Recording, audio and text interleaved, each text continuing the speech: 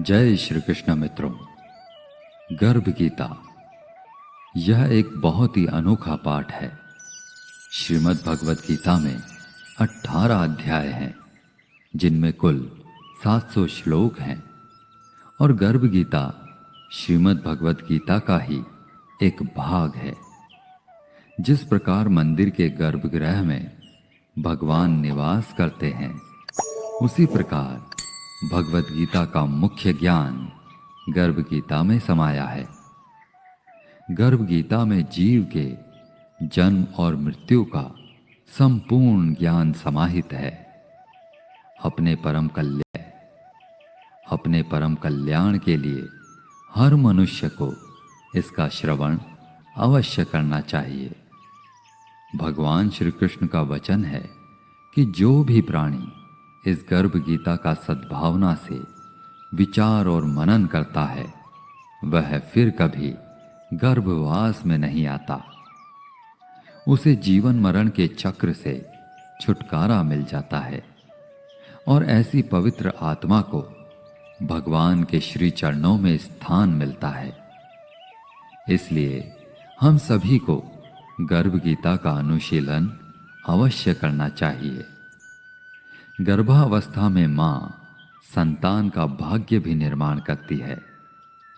इसलिए यह मान्यता भी है कि जो गर्भवती स्त्री गर्भ गीता का नित्य श्रवण करके सही चिंतन और मनन के द्वारा इसे अपनाती है, वो गर्भावस्था के दौरान आने वाली विभिन्न समस्याओं और अड़चनों को आसानी से पार कर जाती है। उसका गर्भस्थ शिशु श्रेष्ठ बुद्धि, श्रेष्ठ आचरण और शुभ संस्कार ग्रहण करता है। जन्म लेने के बाद वह आदर्श जीवन व्यतीत करता है। इस प्रकार गर्भावस्था के दौरान गर्भ गीता को रोज पढ़ने या सुनने से एक श्रेष्ठ और संस्कारी संतान की प्राप्ति होती है। तो आइए मित्रों, इस मुख्य ग्रंथ का पाठ श्रद्धापूर्वक प्रारंभ करते हैं। गर्भ गीता भगवान श्री कृष्ण और धनुर्धर अर्जुन के मध्य एक ऐसा दिव्य संवाद है, जिसमें अर्जुन उत्सुकता पूर्वक भगवान श्री कृष्ण से प्रश्न पूछता है और भगवान श्री कृष्ण संपूर्ण सृष्टि के प्रत्येक प्राणी मात्र के कल्याण हेतु अर्जुन के सभी प्रश्नों का उत्तर देकर उसकी जिज्ञासा को शांत करते हैं। अर्जुन पूछते हैं, हे मधुसूदन, कृपया आप मुझे बताइए कि प्राणी जब गर्भ योनि में आता है तो वह अपने किस गुण दोष के कारण आता है। प्राणी जन्म से पहले गर्भ में कष्ट पाता है और जन्म के समय भी असहनीय पीड़ा पाता है। इसके बाद भी संपूर्ण जीवन वह रोग और पीड़ा के कारण दुख पाता है। उसे बुढ़ापे में अनेक रोग घेर लेते हैं और उसकी मृत्यु हो जाती है। अतः हे भगवान, कृपया करके मुझे बताइए कि वो कौन से कार्य हैं जिनसे मनुष्य जन्म मृत्यु के दुखों से बच सकता है। यह सुनकर भगवान मधुसूदन मुस्कुराते हुए बोले, हे श्रेष्ठ धनुर्धारी अर्जुन, जन्म मृत्यु का बंधन तो उन प्राणियों की नियति है जो संसार में क्रियान्वित रहते हैं। जो प्राणी संसार में नष्ट होने वाले पदार्थों से प्रेम करते हैं, वे संसार की नश्वर वस्तुओं की इच्छा रखते हैं। यह पदार्थ मैंने पाया है और वह मैं पाऊंगा, ऐसी चिंता इस प्राणी के मन से उतरती ही नहीं है। आठों प्रहर वह माया को ही मांगता है। इस मृत्यु लोक में जन्म लेने के पश्चात प्रत्येक जीवात्मा इस संसार की माया से प्रेरित होकर भौतिक संसाधनों के बंधनों में बंध जाती है। वह अपना मुख्य उद्देश्य, जो कि मात्र ईश्वर की प्राप्ति है, उसे भूलकर परिवार, पुत्र पुत्री, सगे संबंधियों आदि के मोह में फंसकर रह जाती है। जन्म से लेकर मृत्यु पर्यंत तक इन सभी में फंसे होने के बाद जब जीव का अंतिम समय आता है, तो वह अपनी अधूरी इच्छाओं के बारे में ही सोचते हुए प्राण त्यागता है। ऐसा इस कारण होता है कि मानव जाति कभी संतुष्ट नहीं होती, उसे सदैव कुछ और की चाह बनी रहती है। यही कारण है कि मनुष्य बार बार जन्म लेता और मरता रहता है तथा यह चक्र निरंतर चलता ही रहता है। मनुष्य संसार की दौलत पाने की तो कामना करता है, परंतु भगवान की भक्ति से विमुख हो जाता है। इसलिए वह बार बार अनेक योनियों में पैदा होकर जीवन मरण और गर्भ के दुख को भोगता है। तब अर्जुन पूछते हैं, हे माधव, संसार की मोह माया से मुक्ति पाना तो बहुत कठिन है। बड़े बड़े ऋषि मुनि भी इससे पार नहीं पा सके, तो साधारण मनुष्य की तो बात ही क्या है। काम, क्रोध, लोभ, मोह और अहंकार, ये 5 ऐसे शत्रु हैं जिससे मानव दिन रात जूझता रहता है। कृपया करके यह बताइए कि साधारण मनुष्य इनसे छुटकारा पाकर अपना मन किस प्रकार प्रभु की भक्ति की ओर मोड़ सकता है, क्योंकि यह मन तो मदमस्त हाथी की भांति है जो कभी टिककर नहीं रहता। इसकी गति तो वायु के वेग से भी अधिक तीव्र है। हे जनार्दन, इस मदमस्त हाथी को कैसे वश में किया जाए, अर्थात मनुष्य को कौन से प्रयत्न करने चाहिए जिनसे मन को भक्ति में लगाया जा सके। श्री भगवान कहते हैं, हे कौन्तेय, यह मन निश्चय ही हाथी की भांति है और तृष्णा इसकी शक्ति है। मन इंद्रियों के वश में रहता है। जिस प्रकार मदमस्त हाथी को वश में करने के लिए महावत अंकुश का प्रयोग करता है, उसी प्रकार मन को काबू में करने के लिए ज्ञान रूपी अंकुश का प्रयोग आवश्यक है। भक्ति और ज्ञान अभ्यास करने पर ही प्राप्त होते हैं। अहंकार करने से जीवन नरक के समान हो जाता है। उसका मन सदैव व्याकुल ही रहता है तथा कभी भी शांत नहीं होता। फिर अर्जुन पूछते हैं, हे जनार्दन, कुछ प्राणी तो आपकी भक्ति करने के लिए वन और जंगलों में जाकर रमते हैं और कुछ सांसारिक मोह माया को छोड़कर जगह जगह भटकते फिरते हैं। अतः हे प्रभु, इस बारे में कैसे पता चले कि आपकी भक्ति किस प्रकार प्राप्त हो सकती है। भगवान ने कहा, हे अर्जुन, जो प्राणी मुझे खोजने के लिए जंगलों में फिरते हैं, वे सन्यासी या वैरागी कहलाते हैं।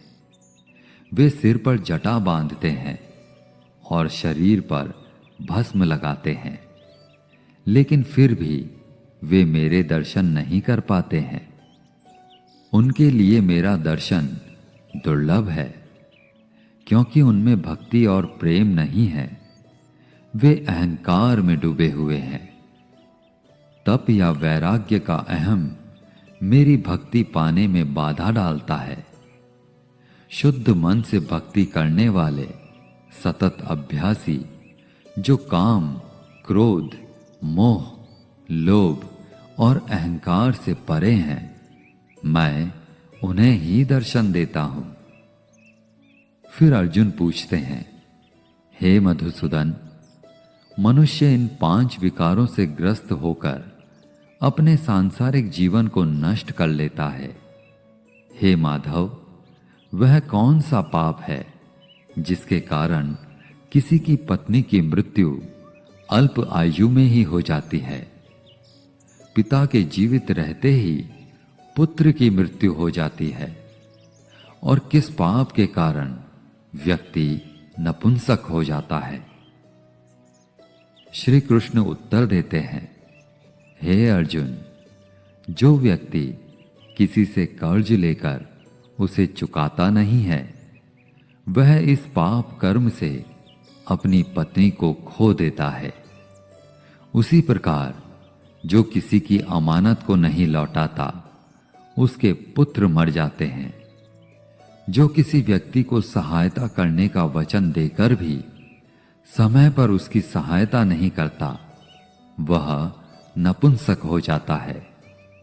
ये सभी बड़े भयंकर पाप हैं।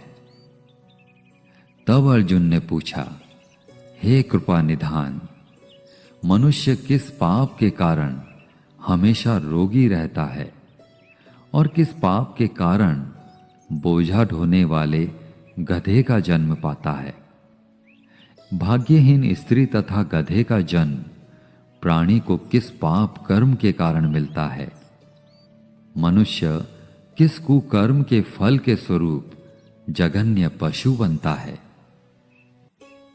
तब भगवान श्री कृष्ण कहते हैं, हे धनुर्धारी, जो मनुष्य कन्या अथवा स्त्री को बेचने का कार्य करता है, अथवा जो कन्या दान तो करता है परंतु इस कन्या दान का मूल्य लेता है, वह हमेशा भयंकर रोगों से पीड़ित रहता है। जो अभक्ष्य भोजन करता है और विषय विकार के लिए मदिरा पान करता है और दूसरों को प्रताड़ित करता है, वह गधे का जन्म पाता है।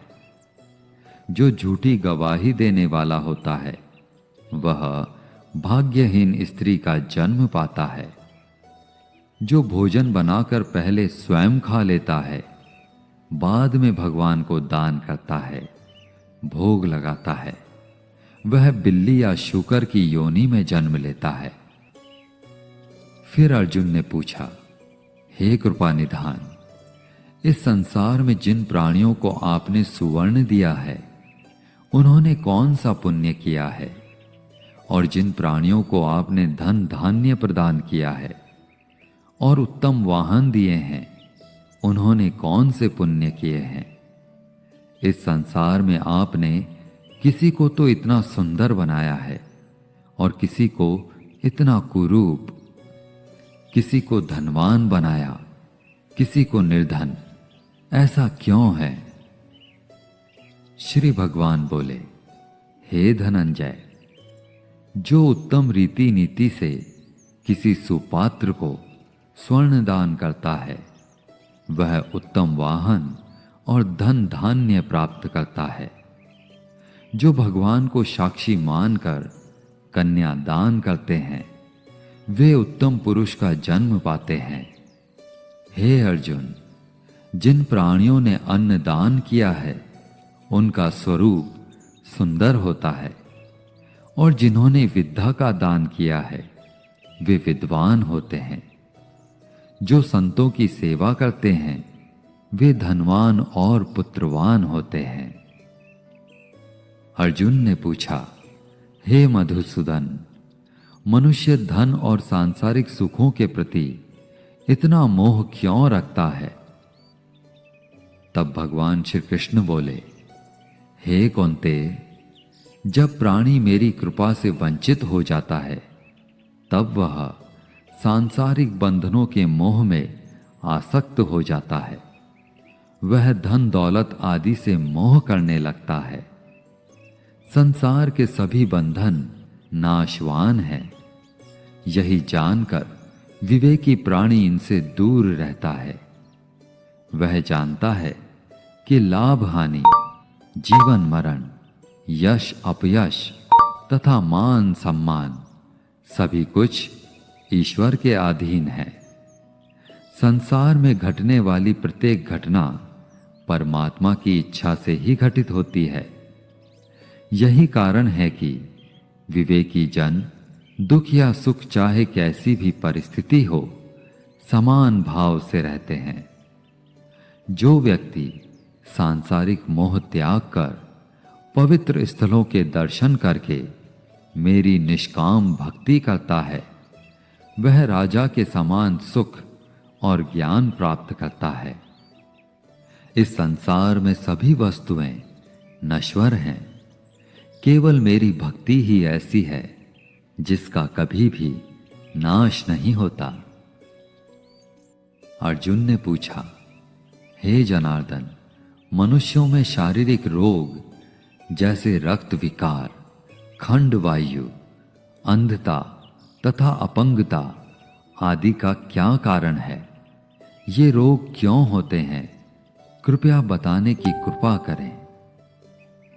भगवान बोले, हे अर्जुन, जो प्राणी मेरी भक्ति से विमुख होकर माया में लिप्त रहते हैं, वे क्रोधी, रक्त विकारी, आलसी, दरिद्र, शील संयम रहित, खंड वायु जैसे रोगों से ग्रसित होते हैं।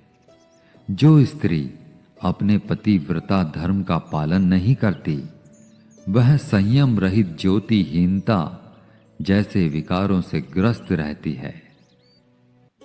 फिर अर्जुन बोले, हे मधुसूदन, कृपा करके गुरु दीक्षा के बारे में भी कुछ बताने का कष्ट करें। मुझे गुरु की महिमा के बारे में भी बताएं। श्री भगवान बोले, हे धनुर्धारी अर्जुन, तुम्हारा यह प्रश्न संपूर्ण मानव जाति के लिए कल्याणकारी है। तुम धन्य हो और धन्य है तुम्हारी जननी। हे पार्थ, ब्रह्मचारी और संयमी पुरुष जो ईश्वर की भक्ति और परोपकार में लगा हो, उसे ही अपना गुरु बनाना चाहिए। गुरु के माध्यम से ही ईश्वर की प्राप्ति हो सकती है, अन्यथा नहीं। इसलिए अपने गुरु की देखरेख में ही मेरी पूजा करें। गुरु का निरादर करने वाला मनुष्य कभी ईश्वर की प्राप्ति नहीं कर सकता तथा वह आजीवन मृत्यु लोक में भटकता रहता है। ऐसे व्यक्ति का तो मुख भी नहीं देखना चाहिए। गुरु की कृपा से विमुख प्राणी का मुख देखना भी पाप होता है। हे अर्जुन, सारे संसार के गुरु जगन्नाथ हैं, विद्या के गुरु काशीनाथ हैं, चारों वर्णों का गुरु ब्राह्मण है, ब्राह्मण का गुरु सन्यासी है। सन्यासी उसे कहते हैं जो सब कुछ त्याग कर मुझ में रम गया हो। वह ब्राह्मण जगत गुरु है। जो गुरु का भक्त है वह मेरा भक्त है। जो गृहस्थ गुरु से विमुख होता है वह चांडाल के समान होता है। जिस जगह मदिरा का भांड हो, उस स्थान का गंगा जल भी अपवित्र होता है। इस तरह गुरु से विमुख व्यक्ति का भजन भी अपवित्र होता है। उसके सभी कार्य निष्फल हैं। ऐसा व्यक्ति कुकर, शूकर, गदर्भ, काक इन योनियों को पाता है। वह अजगर सर्प के समान आलस्य में डूबा तिरस्कार पाता है। हे कौन्तेय, गुरु दीक्षा के बिना प्राणी का उद्धार संभव नहीं है। जो गुरु की सेवा करता है उसको कई अश्वमेध यज्ञ के पुण्य का फल मिलता है। हे अर्जुन, जो प्राणी गर्भ गीता में अंकित हमारे इस संवाद को पढ़ेंगे और सुनेंगे, वे गर्भ के दुख से बचेंगे। वे नरक लोक की 84 योनियों में जन्म मरण के चक्र से मुक्त हो जाएंगे। भगवान श्री कृष्ण के मुखार विंद से इस प्रसंग को अर्जुन ने बड़े ध्यान से सुना। इसी कारण इस पाठ का नाम गर्भ गीता है। इस प्रसंग को पढ़ने और सुनने से व्यक्ति को पुण्य का फल मिलता है। तथा उस व्यक्ति पर सदैव भगवान श्री कृष्ण की कृपा बनी रहती है तथा उसकी सभी मनोकामनाएं पूर्ण होने के साथ साथ इस जन्म तथा पिछले जन्म के किए गए सभी पापों से छुटकारा मिलता है। हर रोज गर्भ गीता का पाठ करना या सुनना गर्भवती महिला के लिए अति उत्तम माना जाता है। हर एक गर्भवती महिला को गर्भ गीता का पाठ जरूर जरूर करना चाहिए। इससे उसकी संतान अच्छे विचारों और संस्कारों वाली बनेगी। मित्रों, मैं आशा करता हूं कि आपको यह वीडियो अवश्य पसंद आया होगा। वीडियो को लाइक और शेयर करके कमेंट में जय श्री राधे कृष्ण लिखना ना भूलें और ऐसे ही ज्ञानवर्धक वीडियोस पाने के लिए हमारे चैनल को सब्सक्राइब करके घंटी जरूर दबा दें। भगवान श्री कृष्ण आपको हमेशा प्रसन्न रखें। जय श्री राधे कृष्ण। राधे राधे।